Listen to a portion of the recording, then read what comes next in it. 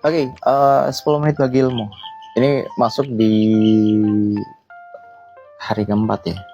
Hari keempat atau hari kelima kalau nggak salah. Pokoknya itu deh. Kali ini saya mau ngebahas seberapa penting sih.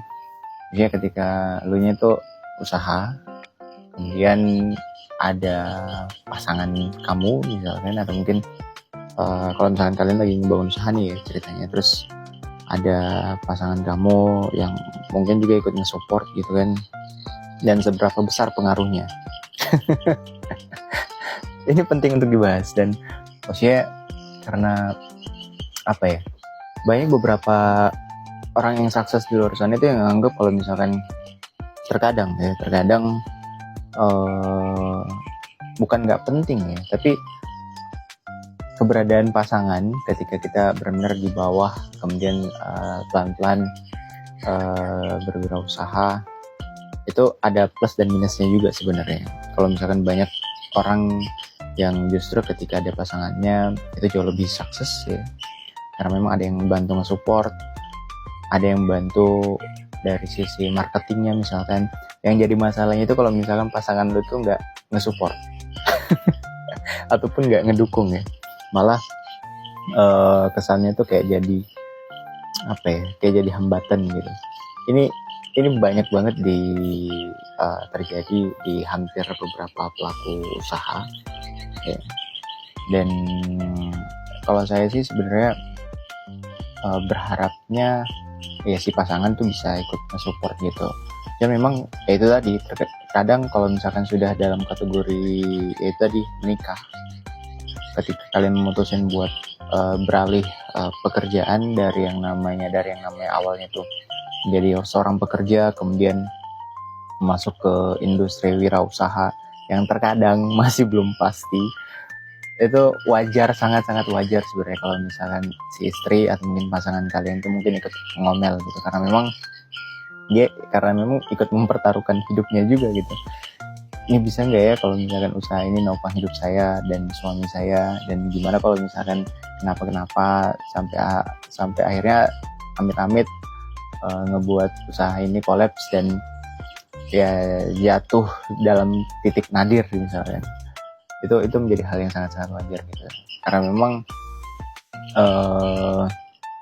apa ya, kalau saya bilang tuh circle pengusaha, siapa yang ada di kanan kiri kalian itu sangat-sangat berpengaruh gitu.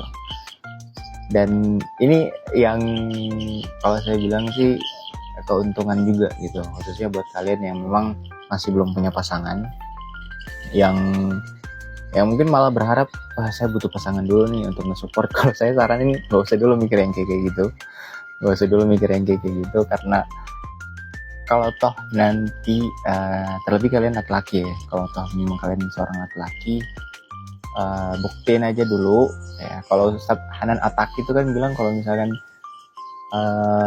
perihal jodoh, ketika kita udah memantaskan diri, ya insya Allah jodoh itu bakal datang gitu, sesuai dengan bukan standar yang kita mau ya, tapi menyesuaikanlah dengan kondisinya kita gitu. Dan ya saya sendiri sampai detik ini juga masih belum punya pasangan. Dan karena itu juga saya kayak berani untuk ambil resiko yang jauh lebih, ya dibilang resiko ya itu tadi, maksudnya dari yang awalnya bekerja kemudian mutusin buat berwirausaha, karena itu tadi pasangan yang masih belum ada, hasil ya udah deh, masih belum ada tanggungan juga kan, langsung sikat aja gitu. Cuman yang jelas seberapa persen hal ini mengaruh itu sangat berpengaruh, sangat berpengaruh, karena banyak juga beberapa orang sukses di luar sana yang malah terkadang kalau boleh disuruh pilih, kalau Timothy Ronald bilang kan, ketika kalian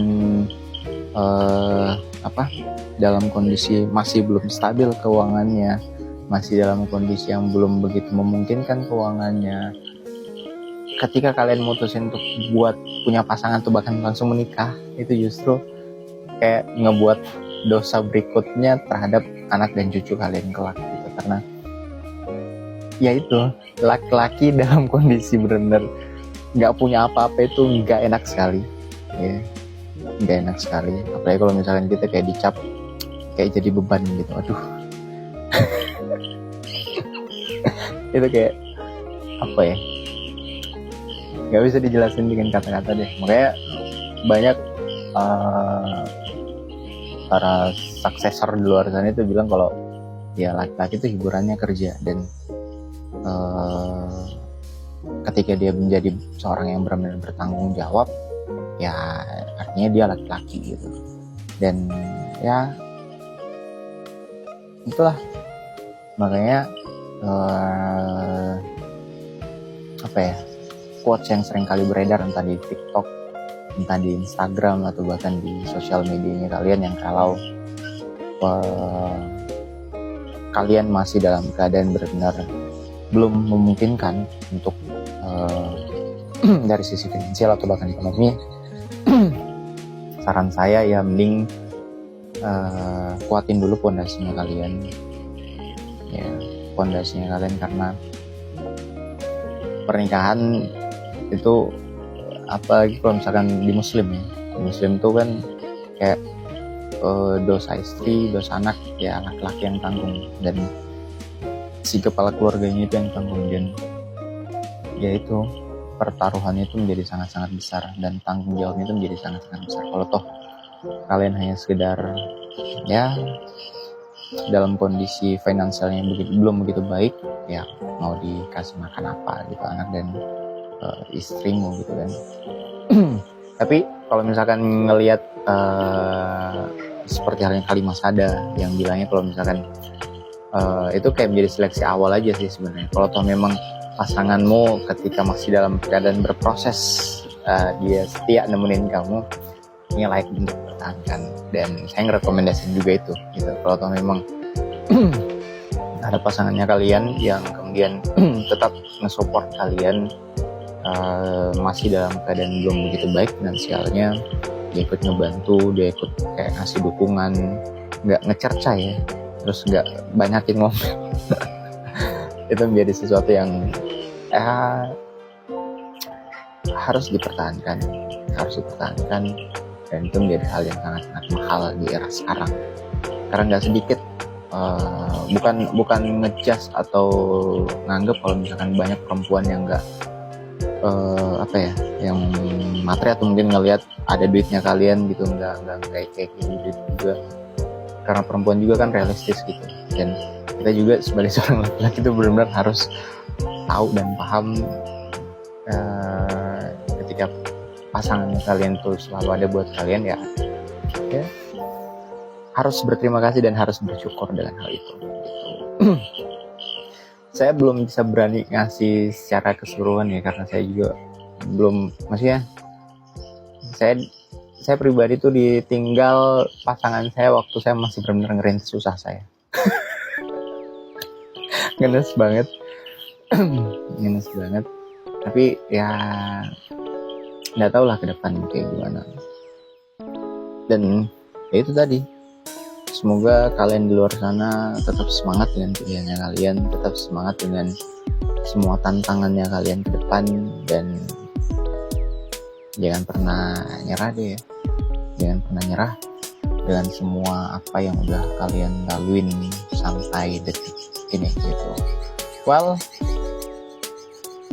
kalau toh kalian punya usul apa yang harus dibahas untuk dibagi ilmu berikutnya di 10 menit bagi ilmu berikutnya, silahkan komen aja di komentar, kolom komentar, baik di TikTok, Instagram, atau bahkan di YouTube. Karena tiap konten yang Ian bagi tuh bakal Ian sebar di semua sosial media usahanya Ian gitu.